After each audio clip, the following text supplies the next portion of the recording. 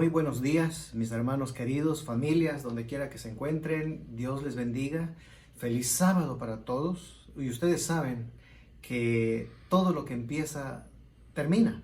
Comenzamos el domingo con nuestra semana de oración basado en el libro de Apocalipsis. Y hoy sábado, el último sermón, y llega a su final. Queremos agradecerles grandemente en todo el territorio de nuestra conferencia.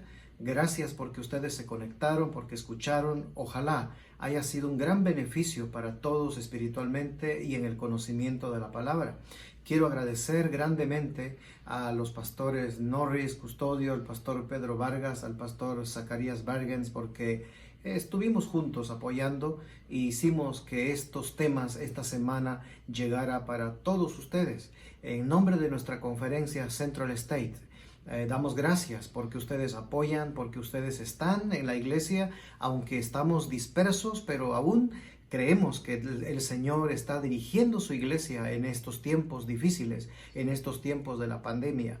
Por eso deseamos que ahí donde ustedes están, allí en sus hogares, encuentren gozo, encuentren paz y la presencia de nuestro Padre Celestial esté con ustedes, mis hermanos, en este bello sábado. Queremos decirles que aunque la semana de profecías ahora está terminando, pero queremos anticipar que vamos a tener una semana de oración en el mes de agosto para que ustedes se preparen y ojalá todos se conecten y podamos estar así juntos a través de estos medios aprendiendo de la palabra de Dios. Así que en el mes de agosto vamos a tener la semana que le estamos titulando El Mayordomo de Dios. Temas interesantes por un pastor invitado, así que anoten la fecha, va a ser en agosto 1 al 8, del sábado 1, todos los días hasta el sábado 8, vamos a tener esa semana de oración titulado El Mayordomo de Dios en tiempos de pandemia. Así que quiero darle gracias a nuestro Padre Celestial porque Él nos ha acompañado durante todos estos días y a ustedes también, mis hermanos, por apoyar este ministerio hispano en nuestra conferencia. Vamos a orar y vamos a comenzar y poner el programa de hoy en las manos de nuestro Dios. Oremos. Gracias, Padre, porque tú nos has acompañado durante toda la semana. Gracias porque has estado con el predicador, con el pastor Juan José Andrade. Te pedimos que nos bendigas en nuestro programa de hoy, que este momento sea para ti y para todos mis hermanos, para todos nosotros podamos recibir tu bendición a través de tu palabra. En Cristo Jesús te damos gracias y pedimos todas tus bendiciones. Amén. El sermón de esta mañana, mis hermanos, como ustedes ya lo saben, toda la semana el pastor, el doctor Juan José Andrade, director de la Escuela de Teología de la Universidad de Montemorelos, ha estado enseñándonos la verdad acerca del Apocalipsis y de los asuntos de los eventos finales. Así que le damos a él la bienvenida una vez más, que va a tener el sermón de esta mañana y sea una bendición para todos. Así que, bueno, dejo en sus manos que el Señor los bendiga este programa y que todos tengamos un sábado de ricas bendiciones. Amén. Hola, ¿qué tal, hermanos? Mi nombre es Norris Custodio. Mi bella esposa se llama Lily. Muchos se olvidan o no han captado la diferencia entre los diezmos y las ofrendas. El diezmo no es una ofrenda. La ofrenda es una cantidad voluntaria que surge de la generosidad o de un sentimiento de gratitud.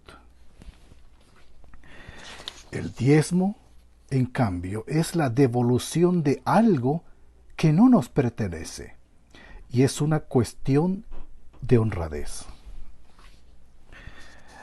Dios los menciona como cosas distintas en Malaquías 3:8 y en muchos otros pasajes. ¿Robará el hombre a Dios? Pues vosotros me habéis robado, y aún preguntáis, ¿en qué te hemos robado? En vuestros diezmos y ofrendas. Es evidente que Dios espera que seamos agradecidos y generosos, pero primeramente honrados y fieles. Ser honrados y ser agradecidos son dos rasgos de carácter diferentes, y ambos se necesitan para crecer en Cristo. Es por eso que solo con respecto a los diezmos se da una orden: traed todos los diezmos. En el libro La Educación, página 124, se nos dice: traed los diezmos al alfolí. Es la orden de Dios. No se extiende ninguna invitación a la gratitud o generosidad. Es una cuestión de simple honradez. El diezmo pertenece al Señor y Él nos ordena que le devolvamos lo que le pertenece. Fin de la cita.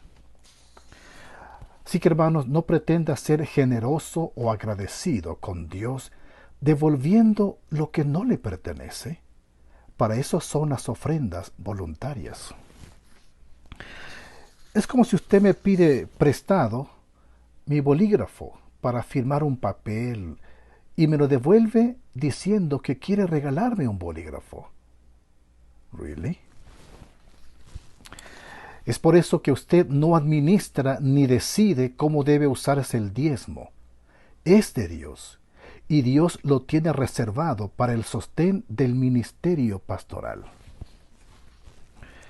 Cuando Pablo dice que el obrero es digno de su salario, es porque su pago no viene de la mera generosidad u ofrenda de los miembros de iglesia. Quiere decir que su salario viene de parte de Dios, de los fondos que pertenecen a Dios, no de las ofrendas. Usted puede administrar o encauzar qué departamento o qué ministerio de su iglesia se puede beneficiar con sus ofrendas. Pero no se le ha dado esa prerrogativa respecto a los diezmos. Habían tribus y familias pobres en todo Israel. Aún así, ningún israelita usaba el diezmo para aliviar a quien creía podía darle su diezmo. Ni aún el santuario fue edificado con los diezmos del pueblo, pues no serían ofrendas voluntarias que nacían del corazón. Tenga claro esta distinción y en su vida se verá que las ventanas del cielo se abrirán para que caigan las bendiciones hasta que sobreabunde. Hermanos, seamos fieles en nuestros diezmos y ofrendas. Vamos a orar. Padre, gracias porque nos has dado bendición, nos has sostenido y de ti viene todo don, toda capacidad para hacer dinero, para ganar el sostén. Tú nos das las capacidades mentales, tú nos das las fuerzas físicas. Y Señor, tú has dado más del diezmo, diste el 100% para redimirnos. ¿Qué es el diezmo comparado con lo que tú has dado, Señor, por nosotros? Es una mera pitanza, no es nada comparado con lo que tú has hecho. Por eso te queremos ser fieles con nuestros diezmos y agradecidos y generosos también con nuestras ofrendas, apoyar nuestras iglesias y los ministerios. En el nombre de Jesús. Amén. Quiero mandar un saludo a todas las iglesias, especialmente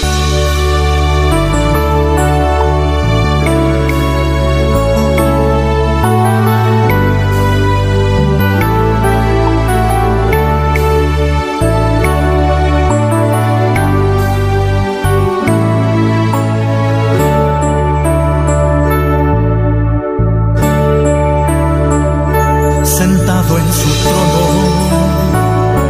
rodeado de gloria, creador de todo, divino Dios, eterno Padre, Dios poderoso, se despojó, se humilló.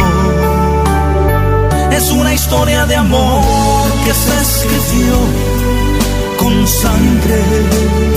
El unigénito dio su vida en humillante cruz. Es Es una historia de amor que se escribió con dolor. El Verbo se encarnó, se hizo hombre, murió en la cruz. Y todo fue por amor, por amor, por amor. Es una historia de amor que se escribió con sangre.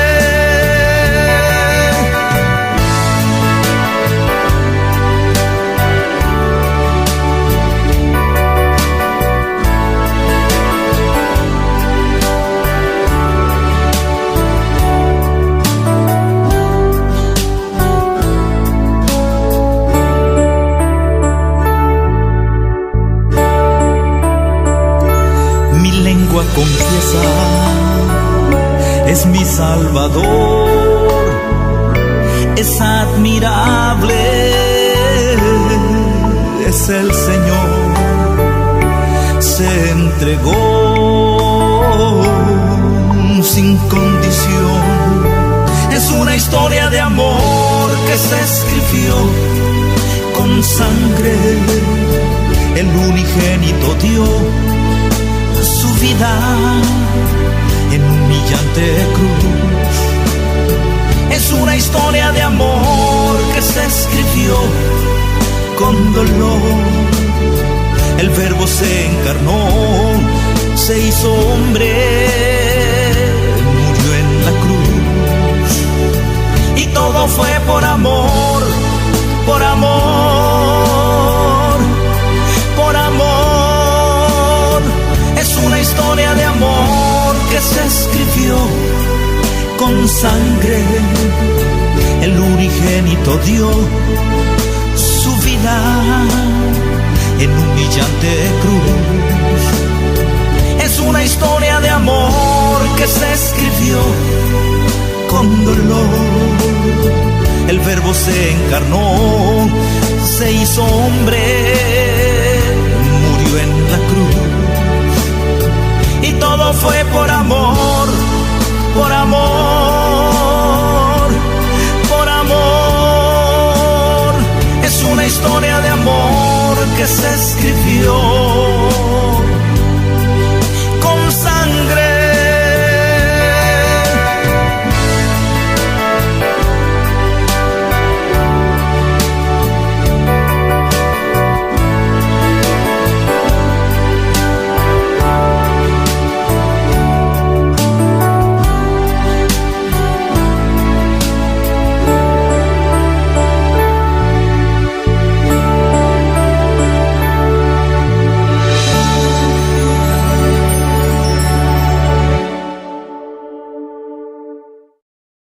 Muy buenos días a todos. Feliz sábado. Tendremos nuestra lectura bíblica en el libro de Apocalipsis, en el capítulo número 1, versículos 1 al 3.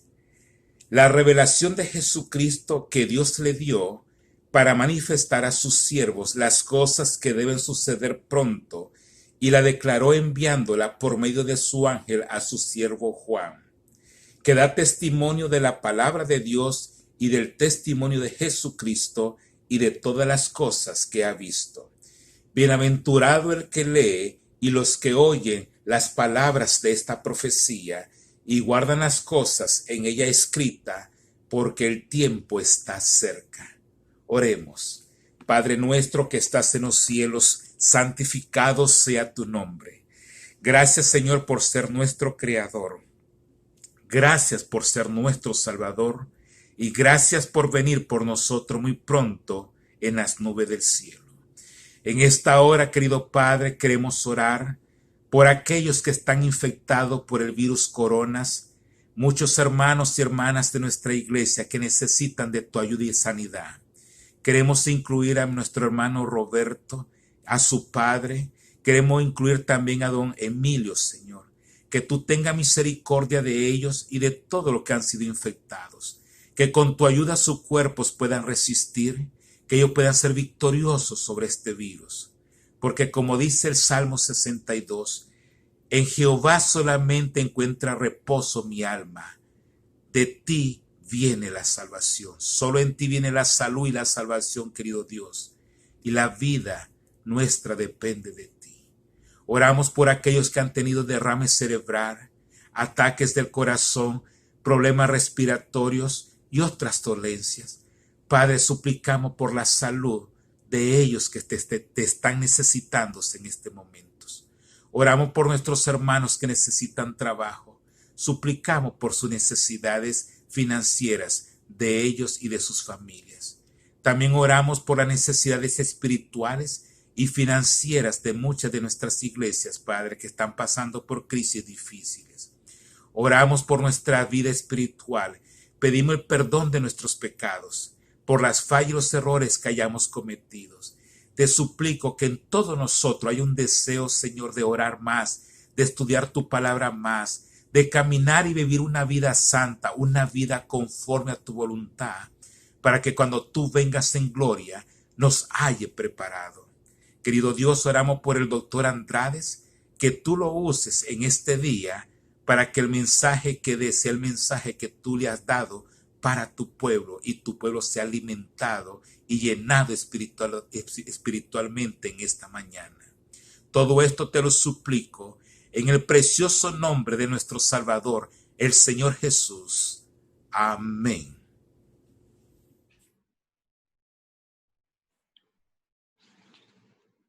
Gracias, Pastor de Gives, muy amable. Un placer saludarlo y también a ustedes, hermanos. Feliz sábado para cada uno de ustedes. Me da mucho gusto saludarlos y desearles un sábado muy bendecido junto con sus familias. Agradezco, Pastor de Gives, la invitación y mando un cordial saludo a todos los hermanos de las iglesias que conforman esta conferencia hispana de los estados centrales allí en los Estados Unidos. Un placer saludarlos. Ojalá que nos hayan seguido durante la semana. Y si no, bueno, por lo menos ahora que culminamos este sábado, que la bendición de Dios sea con cada uno de ustedes. He titulado el mensaje de esta mañana, Ya casi llegamos a casa.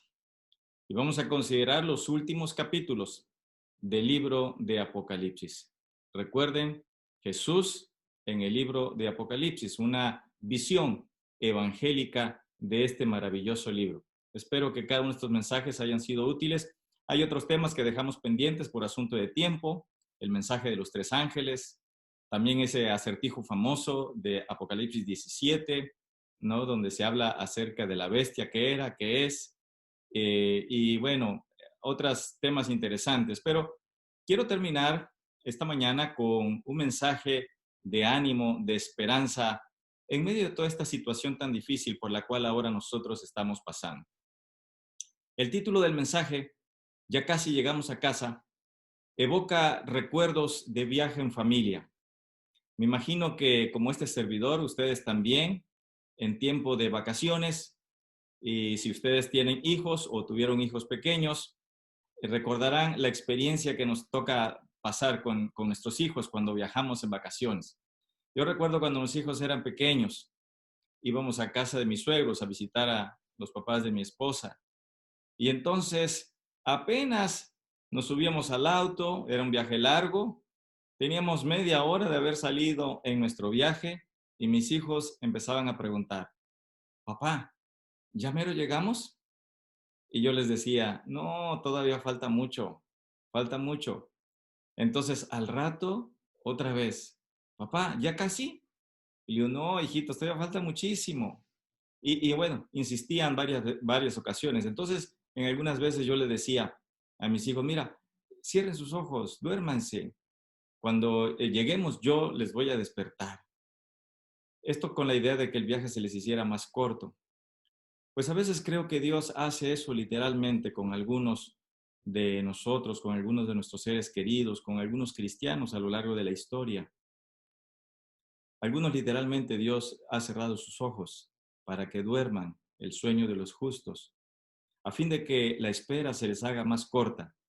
Y un día muy pronto, el Señor Jesús regresará para buscarlos y llevarlos a la patria celestial. Esperamos con mucha ansia ese momento. Así que si tú tienes un familiar que has perdido, refúgiate en esta esperanza, en esta seguridad, que pronto Jesús vendrá para levantar de las tumbas a sus hijos fieles y entonces reunirnos y estar con Él por la eternidad. Así que este título de Ya casi llegamos a casa expresa pues justamente esa esperanza que hay en nuestro corazón. Y eso es lo que encontramos en los últimos capítulos del libro de Apocalipsis.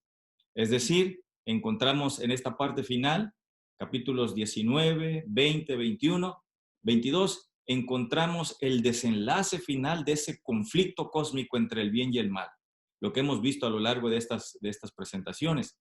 Encontramos también aquí el triunfo, el gozo, la victoria que recibirán los redimidos y entonces la segunda venida de Jesús y entonces el reino eterno. Pues vamos a ver algunos de estos pasajes de la palabra de Dios. Voy a pedirles que por favor ustedes tomen su Biblia también, me acompañen. Vamos a abrirla en Apocalipsis capítulo 19 y vamos a leer de estos últimos capítulos algunos versículos clave. Versículos 11 en adelante, 19, 11 en adelante. Dice la Escritura, recuerden, Juan recibió esta revelación estando en la isla de Patmos. Entonces vio escenas terribles, ya vimos esas bestias, ya vimos lo que sucedió con su iglesia. Oh, qué mensaje tan difícil encontramos en el capítulo 17, cuando Juan mira su iglesia, la que fue pura, ahora es una ramera. Qué terrible, él estaba desconcertado. Esa iglesia que al principio fue perseguida, después llegó a ser perseguidora y él estaba confundido por eso. Así que el ángel le aclara. Pero ahora, estos capítulos finales son maravillosos. Veamos, capítulo 19, versículo 11 en adelante. Entonces vi el cielo abierto. Qué bonita visión de Juan. Vio el cielo abierto y aquí un caballo blanco y el que lo montaba se llamaba Fiel y Verdadero. Qué nombre tan apropiado para nuestro Señor Jesucristo. Fiel y verdadero, ¿no es cierto? Fiel porque Jesús nunca te va a dejar. Siempre va a cumplir lo que Él prometió. Nunca dejará de amarnos. Nunca dejará de acompañarnos. Es fiel nuestro amado Salvador. Verdadero porque nunca Él mentirá. Siempre te va a conducir a la verdad. Dice, y con justicia juzga y pelea. Versículo 12. Sus ojos eran como llama de fuego y había en su cabeza muchas diademas y tenía un nombre escrito que ninguno conocía sino él mismo. Así que la Biblia menciona aquí, hablando de Jesús, que sus ojos eran como llama de fuego. Pues la presencia de Jesús, su vista purifica todas las cosas y así sucederá cuando Él venga. Ese fuego purificador, ¿no? Entonces, versículo 13. Estaba vestido de una ropa teñida en sangre y su nombre es el Verbo de Dios. Pues ustedes saben desde que se puso de moda eso de poner imágenes, letreros a las playeras, pues muchos en el comercio han tenido una gran ganancia y la gente aprovecha para expresar tanto filosofías y muchas otras cosas a través de imágenes o letreros. Bueno, pues las ropas de Jesús que viene, ese jinete, ese fiel y verdadero, están blancas pero teñidas de sangre, como para recordarnos que no ha sido por nosotros, por nuestra fuerza, por nuestras buenas obras, la salvación y la victoria, sino como para recordarnos que ha sido a través de su sangre derramada en la cruz del Calvario que nosotros podemos obtener la victoria. Así que ese es un recordativo. La salvación es por gracia de Jesús, por su sacrificio, por su sangre derramada en la cruz del Calvario. Y entonces, el nombre, el Verbo de Dios. Juan expresa aquí esas mismas palabras con las que empieza su evangelio. En San Juan capítulo 1, los primeros versículos, él escribió, en el principio era el Verbo, y el Verbo era con Dios, y el Verbo era Dios. Así que Juan es congruente con eso. Pues así lo recibió de parte de Dios en la revelación. Versículo 15, de su boca sale una espada aguda para herir con ella a las naciones, y él las regirá con vara de hierro. Y él pisa el lagar del vino del furor y de la ira de Dios, del Dios Todopoderoso. Así que vean, hermanos, se abren los cielos, una alusión a la segunda venida de Cristo. Así que en el capítulo 19, lo que tenemos es la venida de Cristo en gloria y majestad. Pasé por alto lo que dice el versículo 14. Y los ejércitos celestiales, vestidos de lino finísimo, blanco y limpio, le seguían en caballos blancos. Así que vean, es la venida de Cristo en gloria y majestad con sus millares y millares de ángeles viniendo a esta tierra. Ahora, hay otros pasajes en la Biblia que también aluden a ese momento de la venida de Jesús. Quiero pedirles, por favor, busquen junto conmigo Primera de Tesalonicenses, capítulo 4. Primera de Tesalonicenses, capítulo 4. Les voy a dar tiempo. Ahora no voy a hacer presentación gráfica, sino voy a hacerlo solamente así. Así que necesito que me acompañen en la Biblia. ¿Está bien? Primera de Tesalonicenses, capítulo 4, versículo 3 en adelante. El apóstol Pablo, escribiendo a los hermanos de Corinto, les dijo: tampoco queremos, hermanos, que ignoréis acerca de los que duermen, para que no os entristezcáis, como los otros que no tienen esperanza. Pues muchos cristianos del primer siglo, incluyendo aquí a los hermanos de Corinto, tenían la esperanza que la venida de Cristo iba a ser en sus días. Así lo creyeron.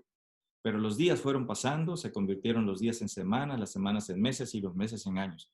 Y algunos de ellos empezaron a morir. Entonces estaban muy preocupados. Y por eso el apóstol les dijo: hermanos, no quiero que ignoren acerca de los que duermen, porque no quiero que estén tristes como aquellos que no tienen esperanza.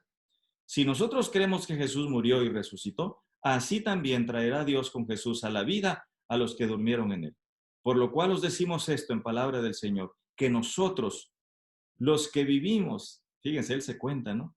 Los que habremos quedado hasta la venida del Señor, no precederemos a los que durmieron, no nos vamos a adelantar. Tranquilos, no se angustien. Los que están en las tumbas no van a quedar retrasados, no. Nosotros que vivimos no seremos delanteros a ellos. Entonces el versículo 16, porque el Señor mismo con voz de mando, con voz de arcángel y con trompeta de Dios, descenderá del cielo y los muertos en Cristo resucitarán primero. Así que él está mencionando que cuando Cristo venga, sucederá la primera resurrección, la resurrección de los justos. Versículo 17, luego nosotros los que vivimos, los que hayamos quedado, seremos arrebatados juntamente con ellos en las nubes para recibir al Señor en el aire, y así estaremos siempre con el Señor. Por tanto, alentaos los unos a los otros con estas palabras. Así que vean, y también en Corintios, ¿no? Encontramos esa misma promesa. ¿Quieren ustedes ver? Podemos ir también allí a Primera de Corintios, si me acompañan también, capítulo 15, el mismo apóstol Pablo, Primera de Corintios capítulo 15, versículos 52 o 51. He aquí os digo un misterio, no todos dormiremos, pero todos seremos transformados. Así es, en un momento, en un abrir y cerrar de ojos, a la final trompeta, porque se tocará trompeta y los muertos serán resucitados incorruptibles y nosotros seremos transformados. Y entonces él sigue contando, ¿no? Finalmente la victoria sobre la muerte. Regresemos al libro de Apocalipsis, hermanos. Entonces, tenemos en el capítulo 19 la segunda venida de Cristo. Fíjense, ahora llegamos al capítulo 20. ¿Qué pasa inmediatamente a partir de la segunda venida de Cristo? ¿Qué pasa? Bueno, pues justamente la Biblia nos presenta aquí el milenio, el milenio. Miren lo que dice la Escritura. Vi a un ángel que descendía del cielo con la llave del abismo y una gran cadena en la mano, y prendió al dragón, la serpiente antigua, que es el diablo y Satanás, y lo ató por 1000 años. Yo sé que algunos se están preguntando, bueno, ¿y estos 1000 años son simbólicos o son reales, son literales? Bueno, quiero decirles, hermanos, algunas cosas. Por ejemplo, quienes han encargado de hacer estudios muy dedicados acerca del libro de Apocalipsis, coinciden en que lo que nosotros tenemos aquí, a partir del capítulo 15, desde el capítulo 15 en adelante, la mayoría de los eruditos bíblicos serios, responsables, coinciden en que a partir del capítulo 15 en adelante, Juan presenta aquí un orden cronológico, ¿no?, de los últimos acontecimientos. Así que eso por un lado. Por otro lado, si nosotros estamos pensando si estos 1000 años son literales o son simbólicos, hay que tomar en cuenta algunas cosas. Cuando se trata en asuntos de profecía y de asuntos de tiempo, de contabilidad de tiempo, hay una clave especial. No importa, el contexto puede tener algunas cosas simbólicas, pero hablando específicamente de expresiones de tiempo, como es aquí, que dice 1000 años, hay una clave muy especial. Y normalmente, cuando se toman las cosas simbólicas, cuando la expresión tiene que ver con días, con meses, o como ya hemos encontrado en otras partes de la Biblia que dice tiempo, tiempos, medio tiempo. Pero cuando menciona así, tal cual, años, pues debemos entender que son años, que es un asunto literal. Voy a poner un ejemplo. Si yo les digo que viví en Puebla por 3 años, del 2005 al 2008, ¿cómo ustedes esperan que yo exprese eso? ¿A poco sería adecuado que yo les dijera, hermanos, yo viví en Puebla por 36 meses? No, la forma más natural de decirlo, yo viví por 3 años. No decimos, yo viví 1000 y tantos días. No es la forma de decirlo. La forma natural de decirlo es, yo viví por 3 años. Y Juan lo que está haciendo es justamente eso. Lo que está mencionando aquí es que Satanás fue atado por 1000 años. Así que debemos entender eso como una expresión literal. Son 1000 años literales. Ahora, fíjese, dice aquí que vio a un ángel que descendía del cielo con la llave del abismo. Ya hemos mencionado en otras partes el abismo, que representa un lugar profundo. Es la misma expresión que utiliza Génesis cuando dice que en el principio creó Dios los cielos y la tierra estaba desordenada y vacía y el abismo no cubría. Entonces, es la misma expresión aquí. Lo que se menciona al inicio, de la forma como estaba antes, ahora parece que es un proceso de retroceso, es decir, de inverso, ¿no?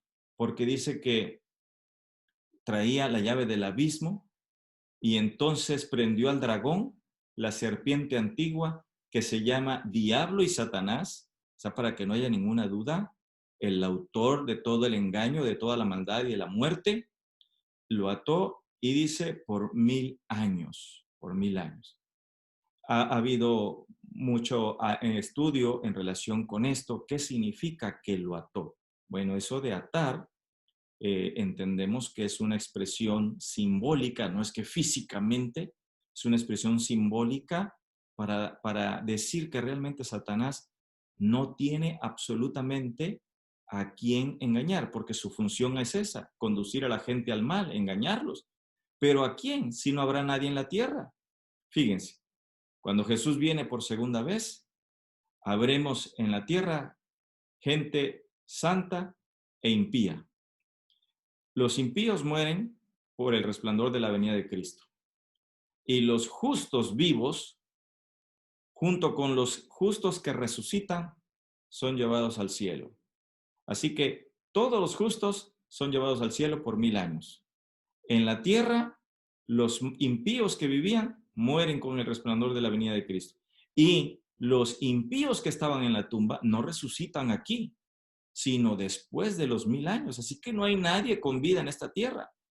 Por lo tanto, Satanás es atado con cadenas de circunstancias. Qué difícil para ese ser será, que su gozo es eso, pero ahora como un león rugiente, como un lobo solitario, sin nada poder hacer, nada poder lograr. Y entonces dice el versículo 3, y lo arrojó al abismo, y lo encerró, y puso su sello sobre él, para que no engañase más a las naciones, hasta que fuesen cumplidos 1000 años. Y después de esto, debe ser desatado por un poco de tiempo. Y vi tronos y se sentaron sobre ella los que recibieron facultad de juzgar. Allá hablando en el cielo, Juan vio tronos y entonces, dice allí, se sentaron en ellos los que recibieron la facultad de juzgar. Durante esos 1000 años vamos a tener la oportunidad de saber, cuando dice juzgar, de participar en el juicio, de saber por qué, quiénes se perdieron, por qué se perdieron. Tendremos algunas dudas y a lo mejor quisiéramos nosotros encontrar algunas personas que no vemos, pero allá en el cielo, durante esos 1000 años, el Señor revelará las razones por las cuales los que se perdieron, se perdieron. Por eso recibiremos ese privilegio, ¿no? Entonces, sigue diciendo el versículo 5, pero los otros muertos, ¿cuáles son los otros muertos? Pues los impíos, pero los otros muertos no volvieron a vivir hasta que se cumplieron 1000 años. Esta es la primera resurrección. Por eso dice la Escritura, bienaventurado y santo el que tiene parte en la primera resurrección. La primera resurrección es la resurrección de los justos. La segunda muerte no tiene potestad sobre ellos, sino que serán sacerdotes de Dios y de Cristo y reinarán con él 1000 años. Es decir, el milenio es un periodo de 1000 años que en el cielo los justos tendremos el privilegio de participar de la compañía del Señor y de tener todas las respuestas a las inquietudes de por qué se perdieron y reconocer que los juicios de Dios son justos y verdaderos. Por eso así al principio empezó diciendo en el capítulo 19, fiel y verdadero. Y durante esos 1000 años, eso sucederá en el cielo, pero en la tierra, pues está desolada y vacía y Satanás, ¿verdad? Sin a nadie a quien poder tentar. Bueno, pues entonces, hermanos, eso es lo que pasa aquí. Decía que desde el capítulo 15 en adelante hay un orden cronológico, ¿verdad? De esto. Miren, por ejemplo, en el capítulo 18 de Apocalipsis somos llamados a salir de Babilonia, a tomar una decisión, a renunciar al mundo y a sus caminos pecaminosos y a todo lo que se opone en contra de Dios. Es un llamado a salir. En el capítulo 19 tenemos la segunda venida de Cristo. En el capítulo 20 tenemos los 1000 años. En el capítulo 21 tenemos entonces el fin de los 1000 años y la venida de la santa ciudad, ¿no? El establecimiento de la nueva Jerusalén, capítulo 21 y 22. Así que vean que hay un orden lógico en eso. Vamos a ver ahora el capítulo 21. Capítulo 21. Vi un cielo nuevo, dice Juan, vi un cielo nuevo y una tierra nueva, porque el primer cielo y la primera tierra pasaron, y el mar ya no existía más. Y yo, Juan, vi la santa ciudad, la nueva Jerusalén, descender del cielo de Dios, dispuesta como una esposa ataviada para su marido. Y oí una gran voz del cielo que decía, he aquí el tabernáculo de Dios con los hombres, y él morará con ellos, y ellos serán su pueblo, y Dios mismo estará con ellos como su Dios. Y entonces aquí, hermanos, en el capítulo 21, tenemos una descripción. Juan mira, es llevado en un tour para ver la santa ciudad. ¿Quieren tener una idea de la santa ciudad? Pues veamos el paseo que Juan recibió y nos los cuenta. Por ejemplo, Apocalipsis 21, versículo 10. Fíjense.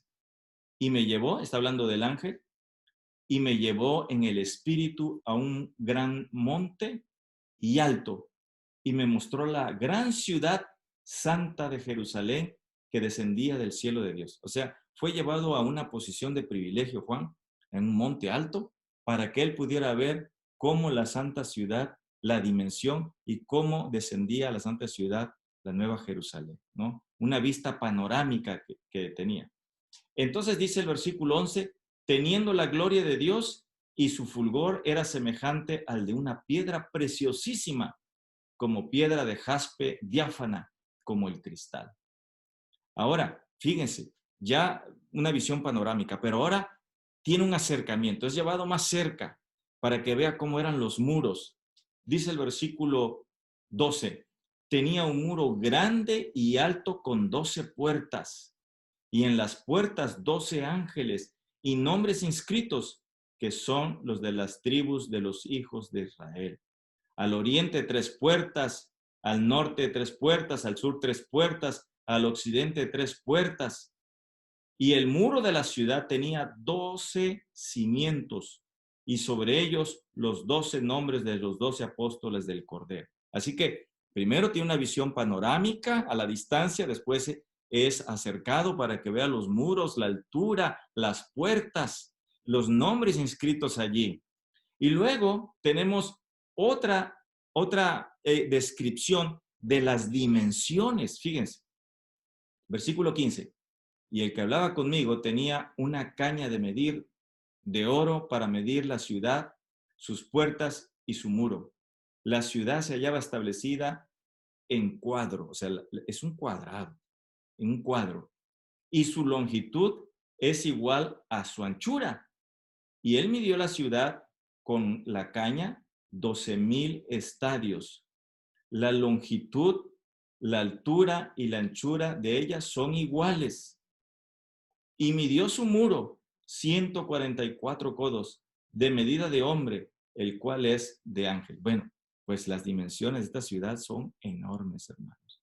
Una ciudad, se han hecho cálculos, ¿no? Algunos han tratado de hacer cálculos y sin entrar en especulación, porque es un terreno que no, finalmente tendremos el privilegio de palpar, de conocer por cuenta propia, que nadie nos cuente, pero se han hecho diferentes estudios y algunas cosas más, menos, pero es una ciudad que, de acuerdo a la descripción bíblica, es cuadrada, es como un cubo, es lo mismo de ancho, largo, y pues más o menos el tamaño cuadrado de toda la República Mexicana. Es enorme esa ciudad, es una ciudad enorme. Eso quiere decir, y tenemos mucha esperanza, de que allí tendremos un lugar para morar con nuestro Salvador. Amén. Ojalá que usted y yo podamos ser ciudadanos de esa preciosa ciudad. Pero veamos algunos detalles más acerca de los materiales que fueron utilizados o son utilizados para la construcción de esta gran ciudad. Dice el versículo 18, dice, el material de su muro era de jaspe, pero la ciudad era de oro puro. La ciudad era de oro puro. Bueno, algunos dicen, oye, no, espera, ¿cómo de oro? Bueno, Dios tiene reservadas cosas maravillosas. Y no precisamente me refiero a cosas materiales, que sin duda van a ser cosas que nos van a asombrar. De repente hemos ido a algunas ciudades preciosas, hemos ido a algunos lugares, ustedes saben que han visto algunos lugares tan maravillosos, tan preciosos, pero nada de lo que nosotros hemos visto se compara con lo que el Señor tiene reservado para nosotros. Pero así dice la Biblia, que la ciudad, ¿verdad? Versículo 18, el muro era de jaspe, pero la ciudad de oro puro, semejante al vidrio limpio. Y los cimientos del muro de la ciudad estaban adornados con toda piedra preciosa. El primer cimiento era jaspe, el segundo zafiro, el tercero ágata, el cuarto esmeralda, el quinto ónice. Y entonces sigue la descripción de esos materiales tan especiales, tan escogidos, tan maravillosos. Versículo 21. Las 12 puertas eran 12 perlas. Cada una de las puertas era una perla. Ya ven cómo la gente hace hasta lo impensable por conseguir una pequeña perla. Pero aquí las puertas son de perla. Y en cada una de las puertas, una perla. Y la calle de la ciudad era de oro puro, transparente como vidrio, ¿no? Ahora, Juan, en ese tour que está siendo llevado y que nos está llevando ahora a nosotros para conocer esa hermosa ciudad que el Señor tiene reservada para sus hijos, nos habla del alumbrado. ¿Cómo es el alumbrado? Versículo 22 y 23. No vi en ella templo, porque el Señor Dios Todopoderoso es el templo de ella y el Cordero. La ciudad no tiene necesidad de sol ni de luna que brillen en ella, porque la gloria de Dios la ilumina y el Cordero es su lumbrera. Qué maravilloso, ¿no? Ahora, ¿cómo es, hermanos, la plaza principal? el centro. ¿Cómo es la plaza principal? Capítulo 22, versículo 1 en adelante.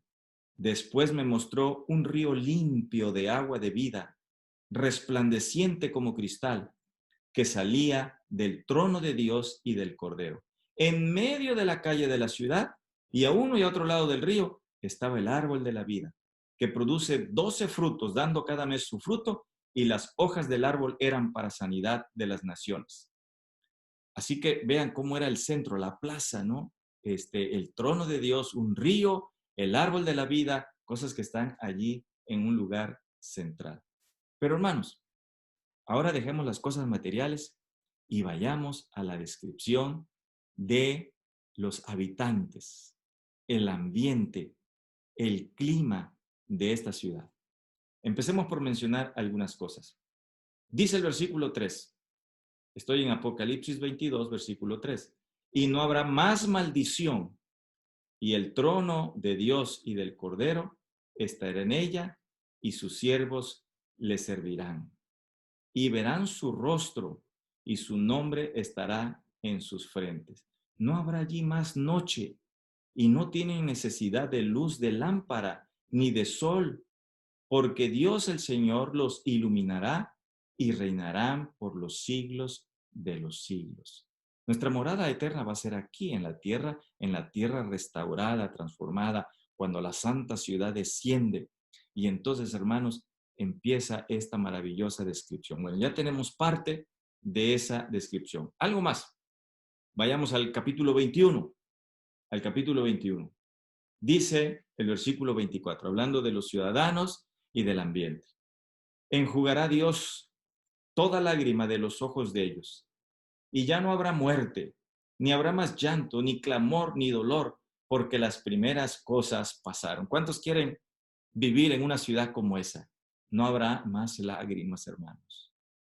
Nuestra vida aquí en este mundo, desde que nacemos hasta que morimos, es una continuación de llanto. Como dijera el poeta, ¿no? ¿Se acuerdan ustedes de esa canción?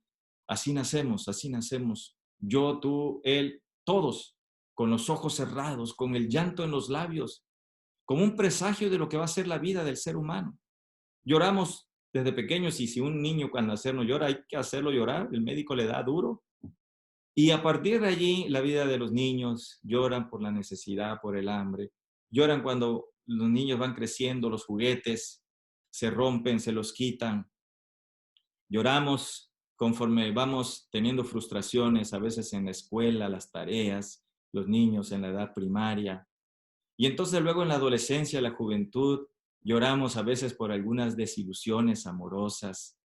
Y esas desilusiones amorosas a veces llegan a una edad todavía mayor de la adolescencia y la juventud.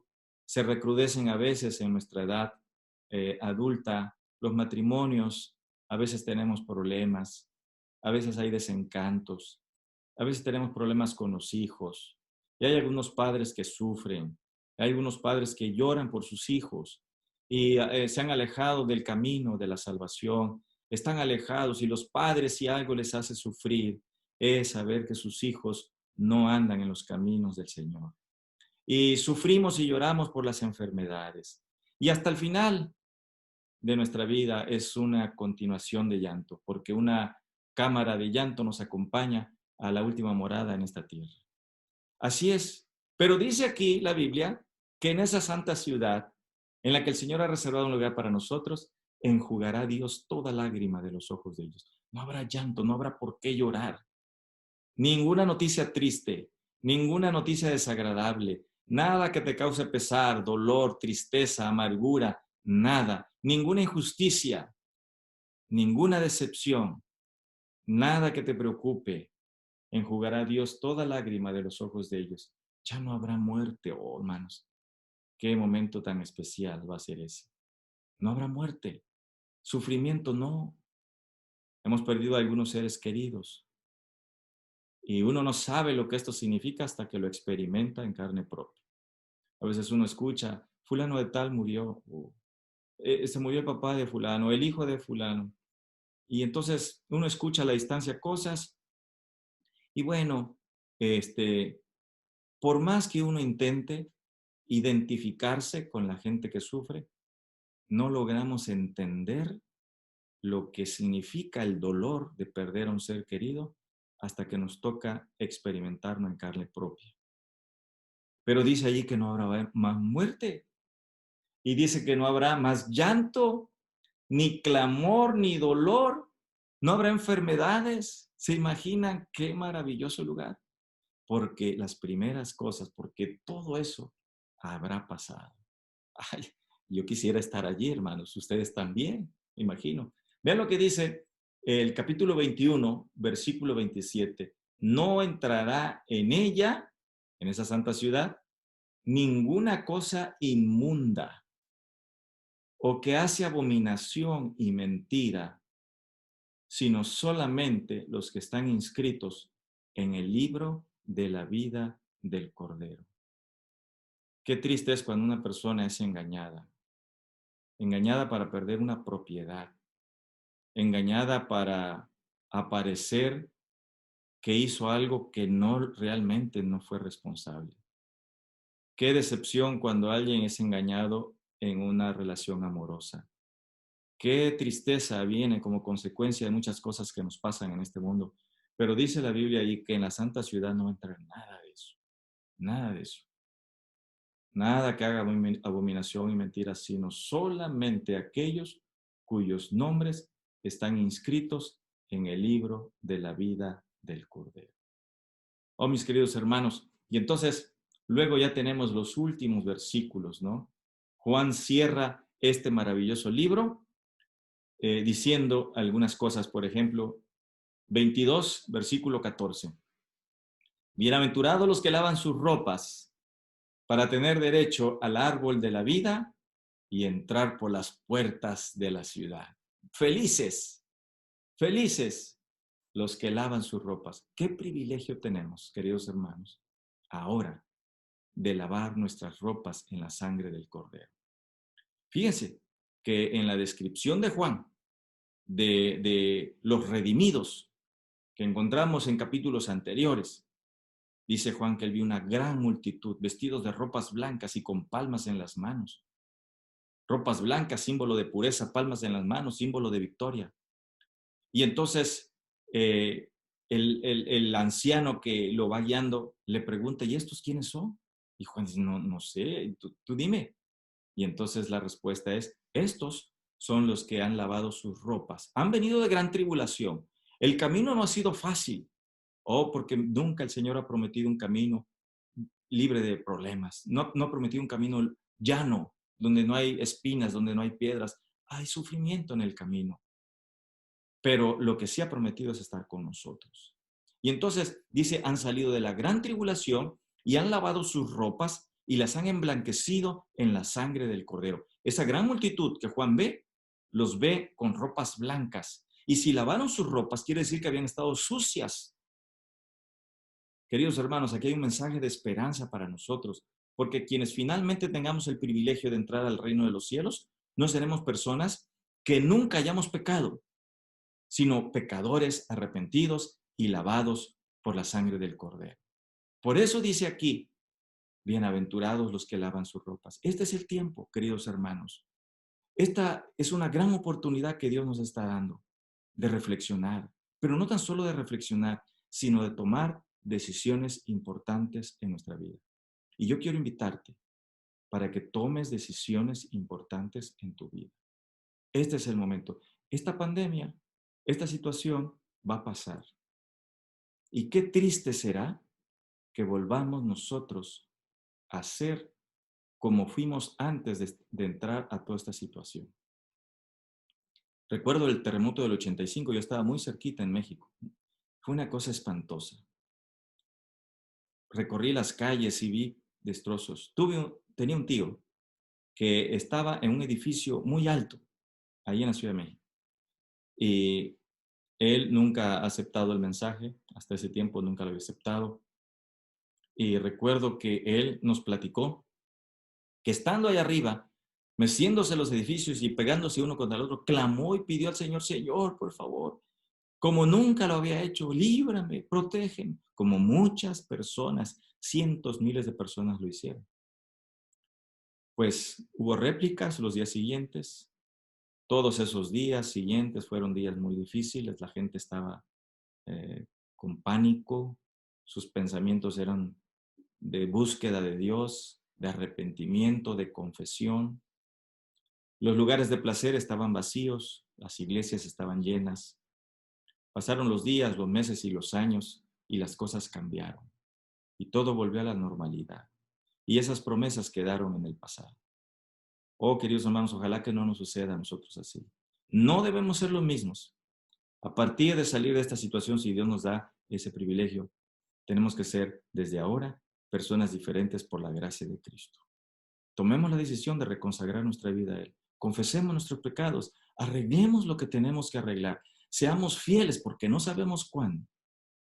El tiempo de gracia terminará para nosotros. Sabemos que va a llegar un tiempo general, cuando el tiempo de gracia terminará para este mundo. Pero también hay un tiempo particular cuando la gracia termina para una persona, cuando es llamada al descanso, y eso nadie lo sabe. Así que hoy es el momento. Por eso Juan dice, bienaventurados los que lavan sus ropas para que tengan el privilegio y el derecho de comer del árbol de la vida y de entrar por las puertas de la ciudad. Versículo 17. Y el espíritu y la esposa dicen, ven. Y el que oye, diga, ven. Y el que tiene sed, venga. Y el que quiera, tome del agua de la vida gratuitamente. Dice Juan, yo testifico a todo aquel que oye las palabras de las profecías de este libro. Si alguno añadiere a estas cosas, Dios traerá sobre él las plagas que están escritas en este libro. Y si alguno quitare de las palabras del libro, de esta profecía, Dios quitará su parte del libro de la vida, de la santa ciudad y de las cosas que están escritas en este libro. El que da testimonio de estas cosas dice, ciertamente, vengo en breve. Sí, ven, Señor Jesús. La gracia de nuestro Señor Jesucristo sea con todos vosotros. Amén. Y así, hermanos, termina no tan solo este maravilloso libro, el libro de Apocalipsis, con Jesús en el centro haciendo un llamado, sino así también cierra la Biblia esa invitación para nosotros. ¿Querrás tú aceptar la invitación? ¿Deseas hacer un compromiso con el Señor, renovar tu vida espiritual, reconsagrar, hacer todo lo que el Señor te permita para que tengas el privilegio, también este servidor y todos, un día de entrar por las puertas de esa hermosa ciudad? Mi deseo es que Dios te ayude para que así pueda ser. Y junto con tu familia, querido hermano, hermana, podamos tener el gozo de encontrarnos y vivir con Jesús por toda la eternidad.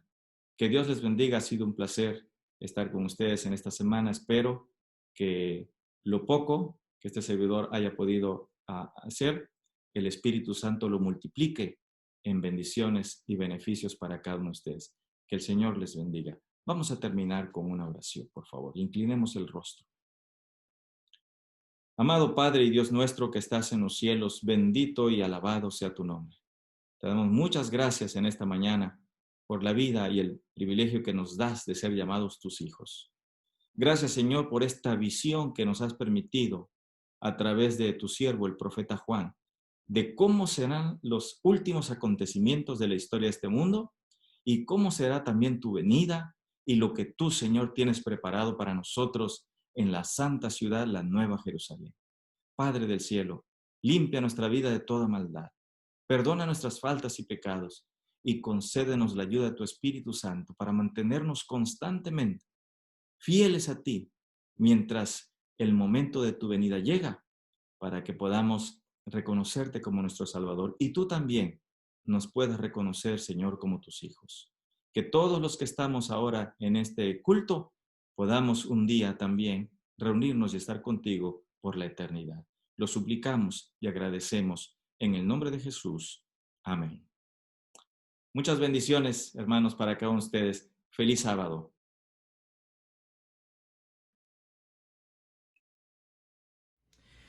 Mis hermanos, muchas gracias. Gracias al pastor Andrade por su mensaje. Gracias a todos. Vamos a orar y pedir que Dios los bendiga para que tengamos el resto del día con la bendición de nuestro Padre Celestial. Oremos. Gracias, Señor, porque se terminó nuestra semana de oración. Aprendimos, bendice a mis hermanos, las familias, todos, que recordemos que tu venida está cerca. Gracias por esta semana. Pedimos que en el resto del día tú seas con nosotros y en todos los tiempos tu presencia sea con mis hermanos en sus hogares. Pedimos esa bendición en el nombre de Cristo Jesús. Amén. Dios los bendiga, mis hermanos. Feliz sábado, feliz todo. Dios les bendiga. Hasta luego.